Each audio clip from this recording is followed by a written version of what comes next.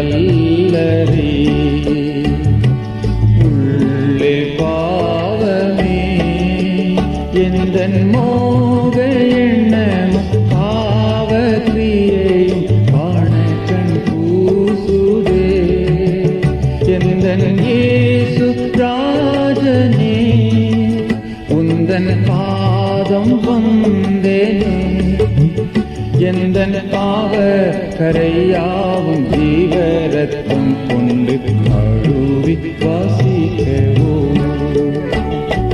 வானாதி வானங்கள் இல்லையோ பூமியில் மாளிகை இல்லையோ பின்னே ஏன் தெரிந்து ஏழை என் உள்ளத்தை பாவ கரையாவும் ஜீவரத்தம் கொண்டு கழுவி வாசிக்கவோ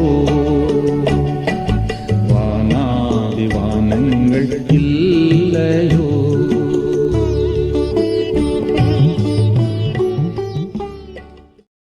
கர்த்தருக்குள் அன்பானவர்களே, அனுதினமும் கிறிஸ்துவுடன் தியான வேலைக்கு உங்களை அன்புடன் அழைக்கிறோம். இன்றைய தியானத்திற்கான வேத வாசிப்பு 2 சாமுவேல் 24ஆம் அதிகாரம் வசனங்கள் 1 முதல் 18 வரை. தியானத்திற்கான தலைப்பு மெய்ப்பனாகிய தாவீது.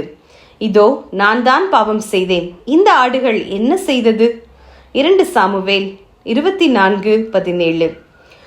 புகழ்பெற்றவன், யுத்த சமர்த்தன், தைரியசாலி, ராஜ்ய பரிபாலனத்தில் கெட்டிக்காரன், இஸ்ரவேலின் சங்கீதங்களை இன்பமாக பாடியவன் என்று பெயர் பெற்ற தாவீது கிறிஸ்துவுக்கு முன்னடையாளமானவர்.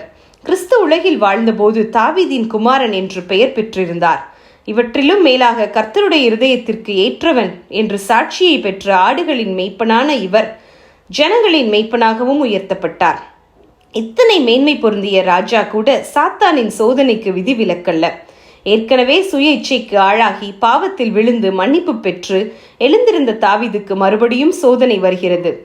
சாத்தான் இஸ்ரவேலுக்கு விரோதமாய் எழும்பி இஸ்ரவேலை தொகையிடுகிறதற்கு தாவீதை ஏவி விட்டது. 1 நாளாகமம் 21:1. இதில் அகப்பட்டதால் தேவன் இஸ்ரவேலை வாதித்தார். அப்போது தாவீது விழிப்படைந்து தான் பாவம் செய்ததை அறிக்கையிட்டார். ஆனாலும் அதன் விளைவை அவர் சந்திக்க நேரிட்டது. இஸ்ரவேலிலே கொள்ளை நோய் உண்டானது. 70,000 பேர் செத்து போனார்கள். அதை கண்ட தாவீது செய்த ஜெபம் இன்று நம்மையும் சிந்திக்க வைக்கட்டும். இதோ நான் தான் பாவம் செய்தேன், இந்த ஆடுகள் என்ன செய்தது? இதுதான் தாவீதின் விண்ணப்பம். தேவன் பட்சபாதம் உள்ளவர் அல்ல. அவருடைய நியாய தீர்ப்பு யாவருக்கும் ஒன்றுதான். தாவீதின் அற்புதமான பண்பு என்னவெனில், பாவம் உணர்த்தப்பட்டதும் அவர் அதை மறைக்கவும் இல்லை, தேவ பாதத்தில் சரணடைய பின்றதும் இல்லை. நான் அடக்கி வைத்த மட்டும் நித்தம் என் கதறுதலினாலே என் எலும்புகள் உலர்ந்து போயிற்று. நான் என் அக்கிரமத்தை மறைக்காமல் என் பாவத்தை உமக்கு அறிவித்தேன். சங்கீதம் 32 வசனங்கள் 1, 3, 5 என்று பாடி வைத்துள்ளார் தாவீது. ஒரு ராஜாவாக இருந்தும் மெய்ப்பனின் இருதயம் மாறவில்லை.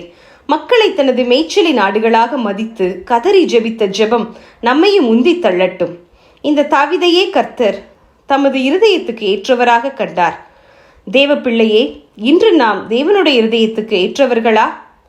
தான் செய்த பாவத்தை தானே செய்ததாக ஒப்புக்கொண்டு தனது ஆடுகளுக்காக பரிந்து மன்றாடின ஒரு பொறுப்புள்ள மெய்ப்பன் தாவீது என்றால், பாவமே இல்லாதவராக நமது பாவம் முழுவதையும் தம்மேல் ஏற்றுக்கொண்டு தமது மந்தைக்காக மன்றாடின நல்ல மெய்ப்பனும் பிரதான மெய்ப்பனும் நமது ஆண்டவராகிய இயேசுவே. இந்த மெய்ப்பனின் மேய்ச்சலின் ஆடுகளாக நாம் இருக்கிறோமா? ஜெபம் செய்வோம். எங்கள் இயேசு கர்த்தாவே, ஆடுகளுக்காக ஜீவனையும் கொடுத்த நல்ல மெய்ப்பரே, தாவீதினிடத்தில் காணப்பட்ட அந்த அற்புதமான பண்பு எங்களிலும் காணப்படுவதற்கு தாழ்மையோடே ஜெபிக்கிறோம். ஆமென்.